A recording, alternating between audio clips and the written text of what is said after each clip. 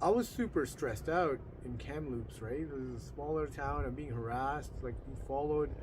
So I just took off. I went to Whistler. I started driving towards Whistler. I get to Whistler, and once I'm in Whistler, I booked a hotel on Hotwire. I always use Hotwire to book it. So I pre-booked a hotel. When I get to the hotel, the guy working at the desk looked at me and like he looked like he saw a ghost. And he's like, okay, okay. And then he picks up the phone. He's like, he's here. He's here. Like he whispers in the phone saying he's here. And then two other people from the management or whatever came down, and they both looked like they saw a fucking ghost, right? They were shocked to see me. It's like they saw freaking, like they thought I was a fucking alien or something, right? Like they couldn't believe that they saw me. So I knew right away. I was like, okay, this is fucking sketchy. And like, since I lived at a hotel and similar shit happened there, I was just like, okay, you know what? Fuck this. I'm out. So I left, even though I had already paid for it. I left. I went and stayed in a hostel, adventure travelers hostel, and then I stayed there, and then people started showing up there. All of a sudden, hostel was full. Right? So many people started showing up. Like, these demons were like they're gang stalking, right? So then all of a sudden I'm being stalked. So I go stay at this travelers lodge, adventure in Squamish, British Columbia. So I went to Whistler.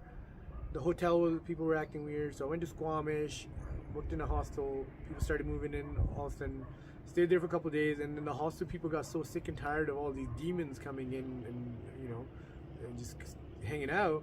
They told me, they're like, you can't stay here anymore. They're like, no, you have to go. After a couple of nights, they're like, no, we can't rent your room anymore. Sorry. Like, fine, whatever. So I go to Vancouver. I head towards Vancouver. And, I knew God protected me. And, I was like, okay, God saved my life. So, I need to go to the mosque and pray and donate some money. So I go to the mosque, and these demons start showing up at the mosque as Muslims. And they're staring at me. They're like, brother, come here. And I'm like, no, motherfucker, you ain't no Muslim, you're a munafiq.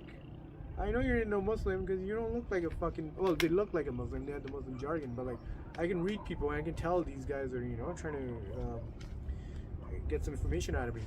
So anyways, I do that, and then I felt like I was being traced because wherever I'd go, these people would show up, right? So I call this spy gadget business, and I'm like, hey, I think I have a tracker on my device, can you take a look? And he's like, dude, that's gonna cost you a lot of money. You're better off taking it to a mechanic, lift the car, and just look for yourself, right? And he's like, usually they put it like somewhere, hide it somewhere in the car.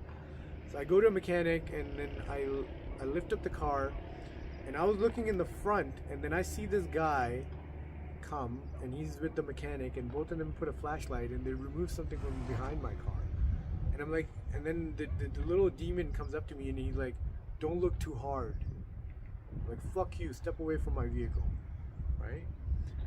Then I go to a mall, and to get some food or something, and drop something at the Apple store. Because I was trying to get my headphones repaired because they kept messing up. So when I get there, all these men on wheelchair, like all these demons, like shapeshift into old men on wheelchairs. So they shapeshift, like when they gang stalk you. So gang stalking is done by demons. They shapeshift and they follow you around in public. Like they can take different shapes. So this time they appeared as like old men in wheelchairs. And this old man comes up to me. I used to smoke back then, so I was smoking a cigarette. And he comes up to me and he's like, can you get this cigarette out of my pocket? And he's pointing at his pocket. I'm like, no, motherfucker, I ain't putting my hand in your pocket. But I was like, okay, here, you can just take one of my cigarettes, right? I give him one of my cigarette lighter. So he was trying to get me to put his hand into his pockets and remove his cigarettes. And if I did that, obviously he was going to say, oh, he touched me, and then frame me for sexual assault, right? So he's like, can you get these cigarettes out of my pocket? And I'm like, nope, sorry, can't do that. But here's a cigarette. And his face looks so weird. Like, he didn't even look like a human. He looked like a freaking demon, right? Like, he's like, his skin was hanging, like a super weird looking motherfucker.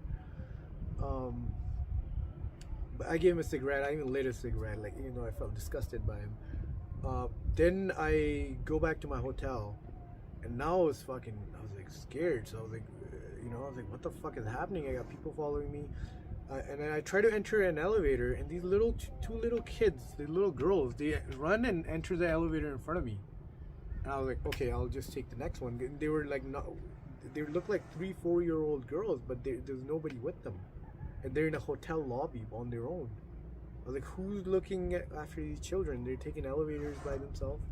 Those are also demons, you know. So they shapeshift into kids, and then they frame you. So yeah, I got super nervous. I called my parents. And I told them, like, you know what, I'm being followed, and I need you to come down to Vancouver because these guys are trying to frame me, and like, I'm scared that they're gonna frame me with a crime. And my parents were super scared, and they're like, and I felt bad